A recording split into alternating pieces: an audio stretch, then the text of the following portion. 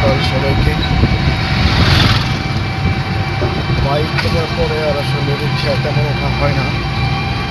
রিক্সার জার্নিটা কিন্তু অনেক মজার। আজকে একটু রিক্সায় উঠলাম।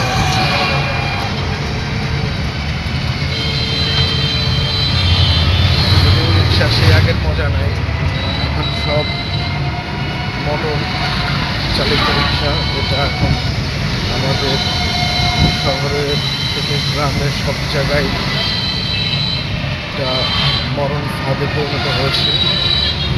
প্রত্যেকটা পরিবারের কেউ না কেউ অসুস্থ হয়ে অ্যাক্সিডেন্ট করেছে এই অটো রিক্সাতে। সবাই সাবধানে চলাফেরা করবেন। আমি অবাক হই, ঢাকা শহরের মাঝখানে দিয়ে এই অটো রিক্সাগুলো চলে, আমাদের প্রশাসন এগুলো কোনো কিছুই দেখে না, না দেখার ভান করে। অথচ একটু রং সাইডে মোটরসাইকেল চললে সেখানে জরিমানা করা হয়, বিভিন্ন ধরনের হেনস্থা করা হয়, অপমান করা হয়। আমাদের দেশের যে আসলে আইন শৃঙ্খলা পরিস্থিতি আবার কবে ঠিক হবে কি জানি। সব ভালো থাকবেন, সবার জন্য শুভকামনা রইল, সবাই আমাদের দোয়া করবেন। আল্লাহ হাফেজ।